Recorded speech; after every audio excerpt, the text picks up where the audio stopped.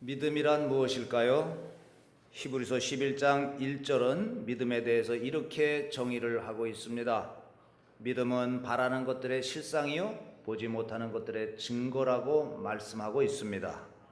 구약에서 믿음은 하나님에 대한 전적 신뢰입니다. 그것은 하나님께 자기의 실존을 온전히 맡기는 것을 말하는 것입니다. 신약에서는 하나님을 믿는 것과 예수님을 믿는 것이 결합되어 있습니다. 곧 예수님을 하나님의 아들, 주, 그리스도로 인정하는 것을 말합니다. 전폭적으로 예수님을 나의 구주, 나의 하나님, 나의 왕으로 믿고 나아가는 것입니다.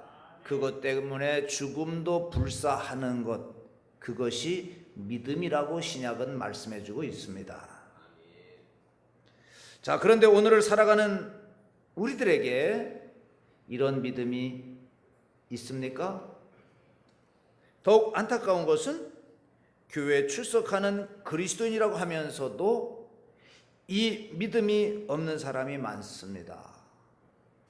실상도 없고 증거도 없습니다. 마치 예수님과 함께 의식주를 같이 했던 도마가 부활하신 주님을 믿지 못했던 것처럼 오늘도 그저 관념적인 신앙에 머물러 하나님을 향한 믿음이 없는 사람이 있습니다. 왜 그럴까요? 자, 오늘 예수님께서 여러분들처럼 고향에를 내려가셨습니다. 그리고 오늘 본문에 보니까 회당에서 가르치셨습니다. 고향 사람들은 예수님의 가르치시는 그 지혜와 손으로 행하시는 그 권능을 보고 굉장히 놀라워했습니다.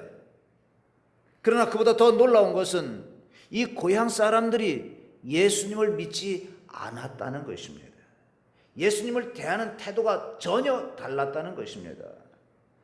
그들은 예수님을 기뻐하고 반가워하며 따뜻한 마음으로 환영하지를 않았습니다.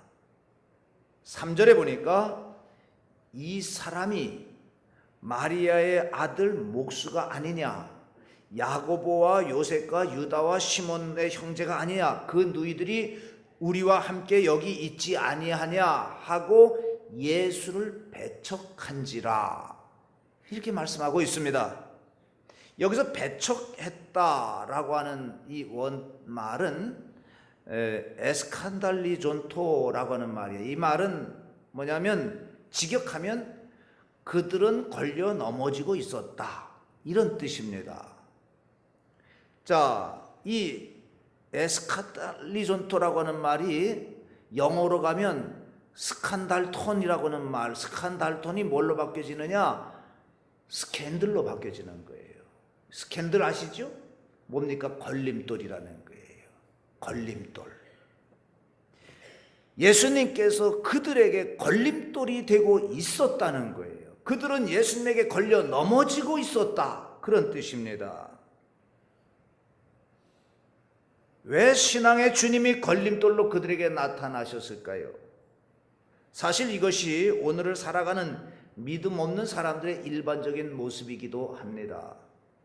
바로 믿음 없음이 원인이지 예수님이 원인이 아니셨던 것입니다. 왜 그들이 예수님에게 걸려 넘어졌을까요? 예수님께서 태클을 걸었을까요? 아닙니다. 저들은 자신들의 영적 무지 때문에 스스로 예수님에게 걸려 넘어지고 있었던 것입니다. 2절 말씀에 보면, 우리 다 같이 읽을까요? 2절 말씀 다 같이 한번 띄워주세요. 2절 말씀 시작. 안식일이 되어 회당에서 가르치시니 많은 사람들이 듣고 놀라 가로되 이 사람이 어디서 이런 것을 얻었느뇨? 이 사람의 받은 지혜와 그 손으로 이루어지는 이런 권능이 어찌 됨이냐? 자, 나사렛 사람들은 예수님에 대해서 영적으로 무지했습니다. 예수님의 가르치심과 권능에 대해서는 호기심을 갖고 놀라워했습니다. 그러나 그 너머에 있는 영적인 것에 대해서는 도무지 이해할 수가 없었던 것입니다. 자, 믿음이 없는 사람은 자기 한계 안에서 살아가지만 믿음이 있는 사람은 하나님의 무한대한 영역 속에서 살아갑니다.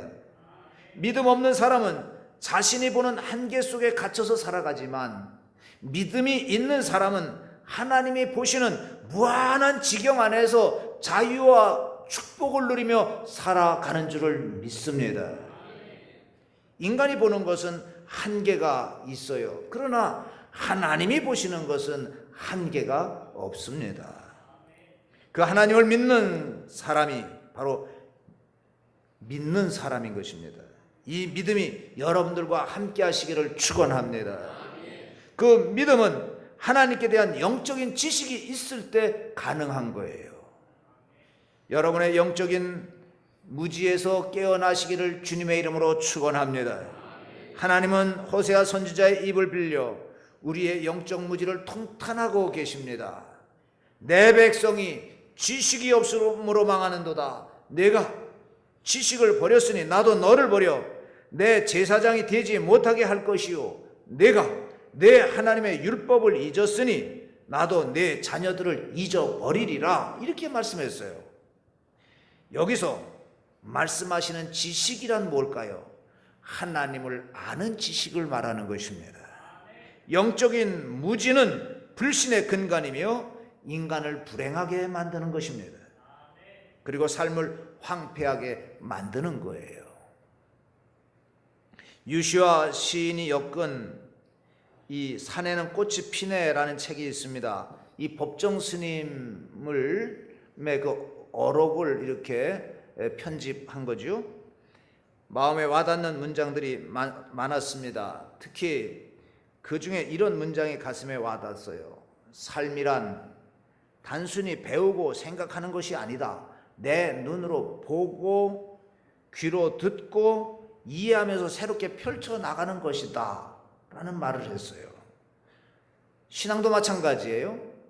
아무리 성경을 많이 알고 오랜 교회 생활을 했다 손 치더라도 그것이 내 삶에 경험되지 않는다면 그 지식은 그리 의미가 없고 그의 오랜 교회 생활도 의미가 없는 것입니다. 듣기만 하고 행치 않으면 체험이 없는 것입니다. 오늘의 말씀을 가슴에 안고 나아가 하나라도 실천해 보겠다고 하는 실천 의지가 있을 때 체험은 우리의 것이 되는 줄을 믿습니다. 기독교는 그래서 관념의 종교가 아니라 체험인 것입니다. 다 같이 기독교는 체험이다. 아멘이십니까? 체험하는 거예요. 우리 모두 예수님을 알고 믿고 경험하는 은혜가 있으시기를 주님의 이름으로 축원합니다. 자, 두 번째로 그들은 편견과 시기심 때문에 걸려 넘어지고 있었습니다. 3절 말씀해 보니까 한번 띄워주세요. 우리 다 같이 한 목소리로 읽겠습니다. 3절 이 사람이 시작. 이 사람이 마리아의 아들 목수가 아니냐? 야고보와 요셉과 유다와 시몬의 형제가 아니냐? 그 누이들이 우리와 함께 여기 있지 아니하냐 하고 예수를 배척한지라. 자, 이 말씀 안에 아주 무서운 인간의 편견과 시기심이 담겨 있는 것을 읽을 수가 있습니다. 마리아의 아들이 아니냐? 목수가 아니냐? 야고보, 요셉, 유다, 시몬 그리고 그 누이들이 우리와 함께 여기 있지 아니하냐? 예수님의 친형제들이 지금 여기에 있지 아니하냐? 이 나열하는 질문들을 보십시오. 온갖 선입견으로 가득 차 있습니다. 한마디로 말하면 출신 성분에 대한 선입관입니다. 이것은 예수님을 배척한 동기입니다. 고향 사람들이 불신한 이유예요. 그들이 얼마나 영적으로 무지한가를 적나라하게 드러내는 부분이기도 한 것입니다. 오늘날에도 가장 무섭고 불행한 것은 편견과 시기심입니다. 그것이 잘못된 선입관에서 오는 무지이며 수치인 것입니다. 마리아의 아들이 아니냐? 자, 이 말은 예수님을 굉장히 하시하는 표현인 것입니다. 그들은 영적인 무지와 편견으로 그때까지 예수님을 요셉의 아들이라고 하지 아니하고 마리아의 아들이라고 말을 하고 있습니다. 특히 이스라엘의 전통에서 보면 어떤 사람을 그 어머니의 이름을 대면서 이거 아무개의 아들 아니냐라고 하면 그건 굉장히 무시하는 표현이에요. 근데 여기 마리아의 아들 아니냐라고 하는 것은 여성을 비하하던 그 시대에 비하받는 여성의 아들이라고 하는 것은 그 당사자를 굉장히 매도하는 그런 말인 것입니다. 아주 모욕적인 언사예요. 자, 그들이 나열하는 말들은 모두가 다 사실입니다. 그러나 그 말들의 이면, 그 말의 이면이 독한 시기와 편견으로 가득 차 있다는 것을 볼 수가 있어요. 조롱 섞인 말입니다. 그런 말들을 하는 이유는 간단하지요. 영적인 무지와 거기에서 오는 시기심 때문에 그렇습니다. 자신들의 오늘보다 예수님의 오늘이 훌륭하다 이렇게 봤어요. 그래서 거기에 대해서 시기심이 났습니다. 견딜 수가 없었습니다. 그래서 할 수 있는 최대 비하를 나타내고 있는 것이 마리아의 아들이 아니냐, 또 목수가 아니더냐. 예수님의 가르침과 손에서 일어나는 능력들을 바라보면서 그들은 분명히 놀랐습니다. 그렇지만 불같이 일어나는 시기심과 편견 때문에 사회적으로 그리 대단할 것 없는 예수님의 성장 과정과 직업을 들먹이고 있는 것입니다. 그래봐야 내가 별것 아니다 라고 하는 이 멸시로 자기 위안을 삼고 있는 것입니다. 나사렛 사람들의 편견은 자신의 오늘이 얼마나 초라한 것인가를 역설적으로 표현하고 있는 것입니다. 시기와 질투와 편견은 무지에서 나오는 것이지만 사실은 잘못된 지식에서 나오는 것이기 때문에 더 무서운 것입니다. 나사렛 사람들처럼 예수님에 대하여 너무나도 잘 안다는 편견을 가진 사람들, 자신의 편견으로 인해서 믿음 없는 사람이 되어 가고 있는 것으로 우리는 볼 수 있어요. 실상은 안다는 것 때문에 정말 알아야 될 것을 제대로 못하는 사람들이 이 세상엔 너무나도 많습니다. 도올 김영옥 씨가 요한복음 강해하는 것을 보았어요.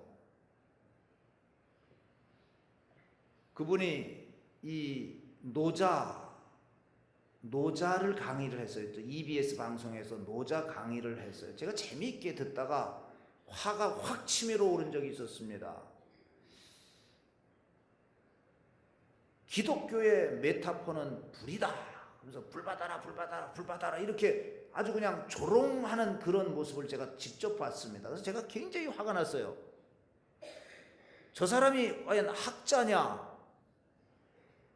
과연 기독교를 얼마나 잘 아느냐?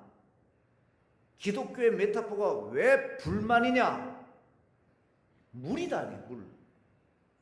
그래서 제가 그래서 거기서 열을 받았어요. 그래서 제가 공부를 했습니다. 그래서 성경의 메타포 연구를 했어요. 그래서 제가 그거 가지고 박사학위를 받았습니다. 기독교의 메타포가 왜 불만이 있느냐? 예수님께서 뭐라 했습니까? 나는 생명의 물이다. 뭐라고 하셨습니까? 예수의 보혈, 그 피로 우리가 구원받지 않았습니까? 뭘 몰라도 한참 모른다 이 말이에요. 예? 그래서 제가 그분 요한복음 강의하는 것도 봤어요. 출처, 근거, 자료 이런 것들이 정통적이지 않은 이상한 것, 별로 이 신학계에서 알아주지도 않는 자료들을 갖다가 쓰고 있다 그 말이에요. 예? 아, 저분이 예수님을 자신의 구주로 영접하지 않았구나. 왜? 그 집안이 기독교 집안이고 그가 신학의 물을 조금 먹었고, 근데 왜 예수님을 저렇게 폄하하고 예수님을 제대로 알지 못하느냐? 제대로 알지 못하느냐 이 말이에요.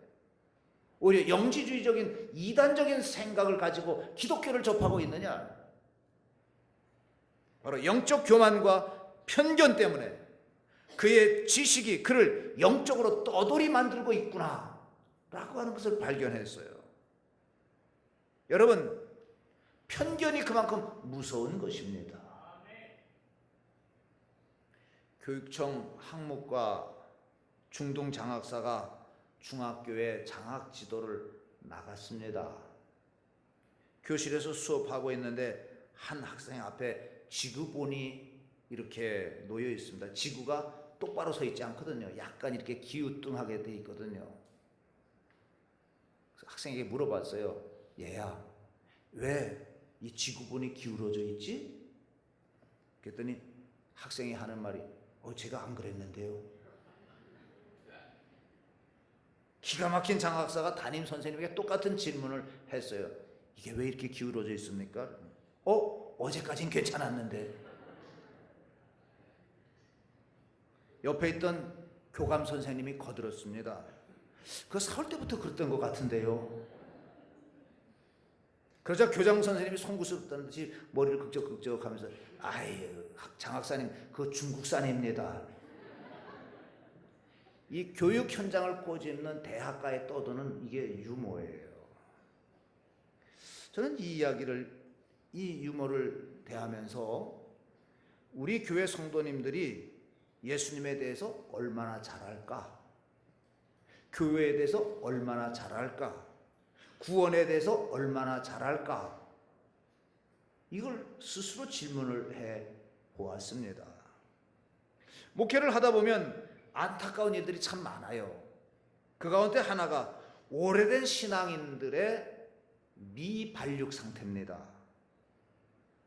신앙의 연륜이 오래됐고 또 때를 따라서는 직분도 받고 그래서 그 성도들이 잘 안다, 다 안다 이렇게 말을 합니다. 그런데 사실은 기적 같은 사실은 뭐냐면 너무나도 모른다는 거예요. 너무나도 모른다는 거예요. 자기 편견으로 인해서 믿음 없는 사람들이 되어가고 있는 것을 저는 많이 보아왔습니다. 모태신앙이라는 성도들이 신앙에 감동이 없어요. 오래 믿었다고 하면서 하나님의 은혜를 경험하지 못해요. 설교를 들어도 하나님의 은혜에 대한 설렘과 감동이 없어요. 그러니 감사도 고백도 내놓을 간증도 없는 거지요. 이런 사람들의 특징이 뭔지 아십니까? 주보를 딱 받아들면 하는 말이 이거 그들은 걸려 넘어지고 있다. 다 알아. 그 내용 다 아는 내용이야. 이렇게 생각을 하는 거예요. 네? 이걸 가리켜서 다 같이 따라 하십시다. 유식의 편견. 이 유식의 편견이 무식의 편견보다 더 무서운 것입니다. 바울은 세상적으로는 따를 자가 없을 정도로 유식했습니다. 그런 그가 다메섹 도상에서 예수님을 만난 뒤에는 안다는 말을 하지 않았습니다. 오히려 그는 자기가 안다는 것이 얼마나 허망한 것인가. 그 고린도전서와 빌립보서를 통해서 고백하고 있어요. 고린도전서 8장 2절에 보니까 만일 누구든지 무엇을 아는 줄로 생각하면 아직도 마땅히 알 것을 알지 못하는 것이요. 이렇게 말했습니다. 그리고 빌립보서 3장 8절서 9절에 보니까 우리 다 같이 읽겠습니다. 3장 8절서 9절 또한 모든 것을 시작. 또한 모든 것을 해로 여김은 내 주 그리스도 예수를 아는 지식이 가장 고상함을 인함이라. 내가 그를 위하여 모든 것을 잃어버리고 배설물로 여김은 그리스도를 얻고 그 안에서 발견되려 함이니. 아멘. 예수를 아는 것이 최고의 지식이고 예수님에게 자신이 발견되는 것이 최고의 삶의 가치라는 이 바울의 고백은 진실로 진리가 아닐 수가 없는 것입니다. 다 같이 따라하십시다. 편견을 버리자. 편견을 버려야 돼요. 예? 우리가 주님 앞에 나올 때 자신의 목적, 삶의 가치관, 또 삶의 스타일, 삶의 모든 방법을 높이 평가하거나 절대적이라고 생각해서는 안 됩니다. 이것이 주님을 알아가는 데 있어서 편견으로 작용할 수가 있어요. 나 오래 신앙생활했어. 이것도 편견으로 작용할 수 있어요. 다 내려놔야 예수님을 제대로 볼 수가 있는 것입니다. 그래서 팔복 중에서 첫 번째 복이 뭡니까? 심령이 가난한 자는 복이 있나니 천국이 저희 것입니다. 마음을 비워야 되는 거예요. 모든 내가 알고 있다는 지식도 다 내려놔야 그제서 천국이 보이고 그제서 우리 예수님이 보이는 줄을 믿으시기를 바랍니다. 그래서 편견 다 내려놓고 미움도 시기도 다 내려놔야 돼요. 그래야 예수님을 만날 수가 있는 것입니다. 예수님의 고향 사람들은 편견이라고 하는 자기 올무에 걸려 넘어지고 있었기 때문에 이 만왕의 왕이시여 만주의 주이신 예수님을 영접하지 못했던 것입니다. 여러분, 지금까지 가지고 있었던 모든 지식들, 모든 알미라는 것을 다 내려놓으시고 오직 믿음의 주에 온전 계신 예수님만 바라보시기를 축원합니다. 그래야 우리가 구원의 자리에 들어갈 수가 있고 예수님을 닮아갈 수가 있는 것입니다. 자, 마지막으로 역사를 방해하는 불신 때문에 그들은 걸려 넘어지고 있었던 것입니다. 5절 말씀에 보니까 거기서는 아무 권능도 행하실 수 없어 다만 소수의 병인에게 안수하여 고치실 뿐이었고 그랬습니다. 자, 거기가 어딥니까? 편견과 시기와 이 선입관으로 예수님에 대한 불신이 팽배해 있는 그 고향 나사렛을 의미하는 것입니다. 나사렛 사람들은 믿음의 눈으로 예수님을 보지 못하고 인간적인 눈으로만 보았습니다. 성경의 역사는 믿음의 눈으로 보아야 될 줄로 믿습니다. 그러나 인간적인 눈으로 보면 아무것도 볼 수 없고 아무것도 믿을 수 없는 것입니다. 여러분, 어떻게 남자를 알지 못하는 자가 아이를 낳을 수 있습니까? 여러분, 어떻게 죽은 자가 다시 살아날 수 있습니까? 여러분, 어떻게 홍해가 갈라질 수가 있습니까? 여러분, 어떻게 물 위를 걸어갈 수가 있겠습니까? 여러분, 어떻게 바위를 내려쳤더니 쫙 갈라져 거기서 물이 솟아서 수많은 사람들이 물을 마셨다. 어떻게 이 일이 가능합니까? 어떻게 쓴 물이 나뭇가지 하나 던졌더니 단물로 변하는 일이 어떻게 일어날 수 있겠습니까? 그러나 이 모든 사건도 믿음의 눈으로 보면 다 믿어지는 것이고 보여지는 것입니다. 믿음으로 말씀을 들으면 모든 것이 믿어지는 거예요. 예? 지금도 그 역사를 믿는 성도들의 삶에는 기적이 일어나고 있는 것입니다. 왜냐하면 그때나 지금이나 하나님은 동일하시기 때문입니다. 그때나 지금이나 하나님은 믿는 자에게 동일하게 역사하시기 때문입니다. 여러분의 이런 믿음이 있기를 주님의 이름으로 축원합니다. 제가 요즘 맨 부커라고 하는 상을 받은 그 한강 씨의 채식주의라는 소설을 읽었습니다. 요즘 사람들의 성향이 어떤가를 알 수가 있었습니다.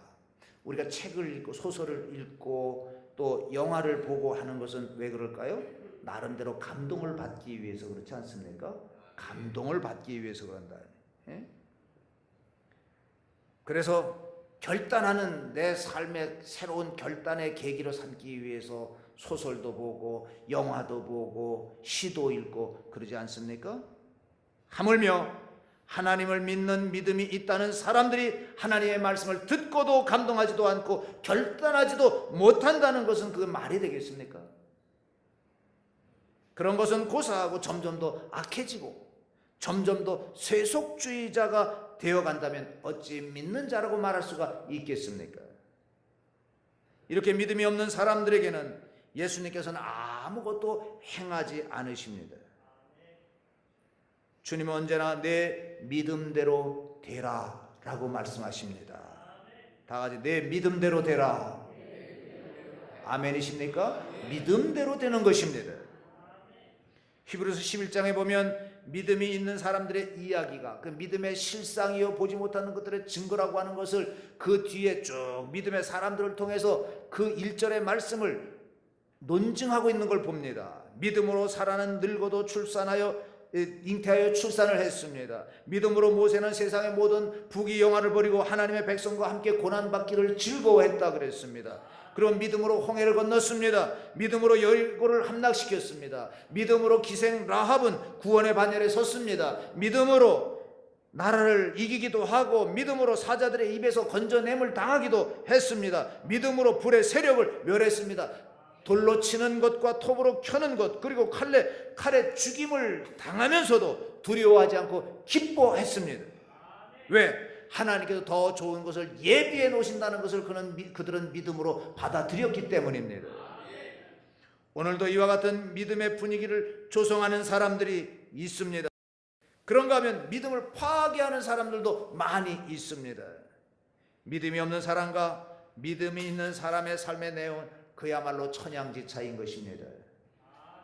믿음이 없는 사람에게는 예수님이 아무것도 하지 않으십니다. 그러나 믿음이 있는 백부장 같은 사람에게는 말씀 한마디로 소원을 다 이루어 주셨습니다. 여러분, 그들은 걸려 넘어지고 있었다 그랬습니다. 걸려 넘어지는 자는 손해인 것입니다. 배척이라고 하는 말은 바로 걸려 넘어지고 있다는 뜻이며, 그런 사람에게는 능력이나 권능이나 축복이 임하지 않습니다. 영접하는 자, 곧 그 이름을 믿는 자들에게는 하나님의 자녀가 되는 권세를 주신다고 말씀해 주셨습니다. 예수님의 이름을 믿는 자, 영접하는 자에게 하나님의 자녀가 되고 하나님의 은복을 받아 누리는 이러한 놀라운 은총을 받게 될 줄로 믿습니다. 영적 무지를 겸손히 주님 앞에 내려놓읍시다. 시기심과 편견을 주님의 십자가 앞에 내려놓으십시다. 역사를 방해하는 불신으로 걸려 넘어지는 어리석음에서 해방되십시다. 무엇으로요? 오직 믿음으로인 것입니다. 우리 모두에게 하나님을 믿는 믿음이 충만해지기를 주님의 이름으로 축원합니다. 하나님 아버지 감사합니다. 귀한 말씀을 허락하여 주셨습니다. 예수님의 고향 사람들이 예수님을 배척했습니다. 영적 무지와 시기심과 편견과 역사를 방해하는 불신 때문에 예수님을 자신의 구주로 영접하지 못했습니다. 주님, 우리 속에 있는 이런 모든 영적 무지, 시기심과 편견, 불신들을 다 내버리고 오직 믿음의 주 온전 계시는 예수님을 바라보고 나아갈 수 있도록 은혜 허락하여 주옵소서. 그들 모두가 다 하나님의 자녀로 복을 누리는 귀한 백성들 되게 하여 주옵소서. 예수님의 이름으로 기도하옵나이다. 아멘.